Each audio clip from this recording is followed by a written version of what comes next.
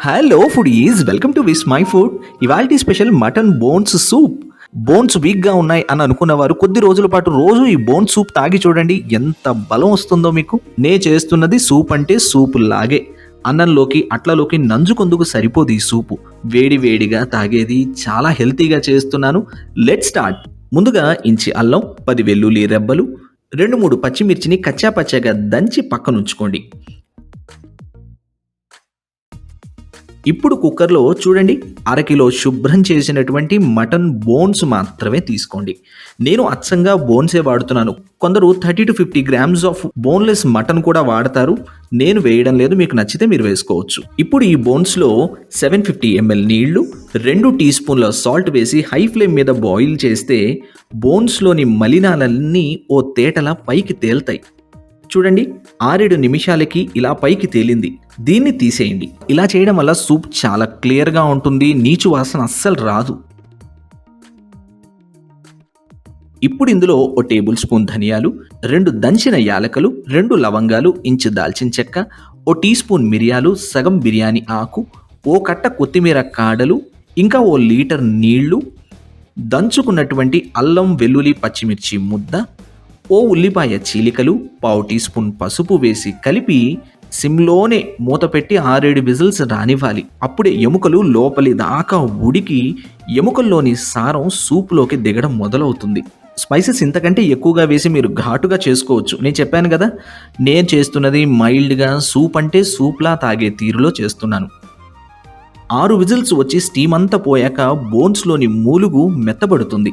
ఇప్పుడు మరో లీటర్ నీళ్లు పోసి మీడియం ఫ్లేమ్ మీద 40 నిమిషాలు వదిలేయాలి. 40 నిమిషాల పాటు నెమ్మదిగా ఉడికితేనే ఎముకల్లోని మూలుగంతా కరిగి వచ్చినంత మేర సూప్లోకి వచ్చేస్తుంది. ఎంత నిదానంగా సూప్ మరిగితే అంత రుచి అని గుర్తుపెట్టుకోండి. చూడండి, 40 నిమిషాల పాటు మరిగిన తర్వాత సూప్ ఇలా ఉంది. ఈ స్టేజ్లో మీరు ఒక్కసారి టేస్ట్ చేసి మీకు కావలసినట్టుగా మీరు స్పైసెస్ని అడ్జస్ట్ చేసుకోవచ్చు. ఇప్పుడు మరో ప్యాన్లో 3 టేబుల్ స్పూన్ల నూనె, ఓ టేబుల్ స్పూన్ నెయ్యి ఫ్లేవర్ కోసం వేసి హీట్ చేయండి. ఇందులో ఓ టీ స్పూన్ సన్నని అల్లం తురుము, 2 టేబుల్ స్పూన్ల వెల్లుల్లి తరుగు, ఓ పచ్చిమిర్చి సన్నని తురుము వేసి వెల్లుల్లి బ్రౌన్ కలర్ వచ్చేంత వరకు ఫ్రై చేయండి. వెల్లుల్లి రంగు మారేంత వరకు వేపితే ఫ్లేవర్ చాలా బాగుంటుంది. ఎర్రబడుతున్నటువంటి వెల్లుల్లిలో 2 టీ స్పూన్ల జొన్న, గోధుమ, శనగపిండి ఏదైనా వేసుకోవచ్చు. ఇది చిక్కదనం కోసం. అలాగే ఇందులో 1/2 టీ స్పూన్ కారం వేసి పిండి మంచి సువాసన వచ్చేంత వరకు లో ఫ్లేమ్ మీద ఫ్రై చేయండి, త్వరగా మాడిపోతుంది.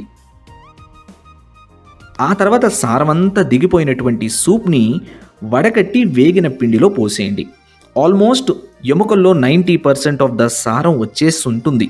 ఇంకా కొన్ని ఎముకల్లో మూలుగు ఉండిపోతుంది. ఇలా డొల్లగా అయిపోయిన ఎముకలు ఉంటాయి, వాటిని తీసేసేయండి. ఇంకా మూలుగున్న వాటిని సూప్లో వేసేయండి. సూప్ తాగేటప్పుడు జుర్రుకుంటూ తాగితే చాలా బాగుంటుంది. ఈ మిగిలిన పిప్పిలో సారం ఏమీ లేదు, దీన్ని పడేసేయండి. ఇప్పుడు ఈ సూప్ని మీడియం ఫ్లేమ్ మీద 2 పొంగులు రానిచ్చి అవసరం మేరకు ఉప్పు కారాలు అడ్జస్ట్ చేసుకోండి రుచి చూసి. దింపే ముందు కాస్త కొత్తిమీర తరుగు చల్లి దింపేసుకోవటమే.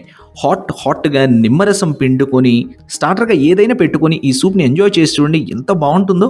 మీకు ఇంకా సూప్ చిక్కగా కావాలనుకుంటే పిండి ఇంకొంచెం ఎక్కువగా వేసుకోండి. చాలా simple and easy recipe, but కొంచెం టైం పడుతుంది అంతే. ఎప్పుడు చేయండి, బెస్ట్ సూప్ని మీరు ఎంజాయ్ చేసి తీరుతారు ఈ పద్ధతిలో. ఏంటి, నచ్చిందా? ట్రై చేస్తారా? అయితే డీటెయిల్డ్గా రెసిపీని చదువుకుంటూ చేయడానికి vismyfood.com వెబ్సైట్ విజిట్ చేయండి. అలాగే మీరు తయారు చేసిన ఆ రెసిపీ పిక్ని విస్మై ఫుడ్ ఇన్స్టాగ్రామ్ని ఫాలో అవుతూ నాకు ట్యాగ్ చేయడం మాత్రం మర్చిపోకండి.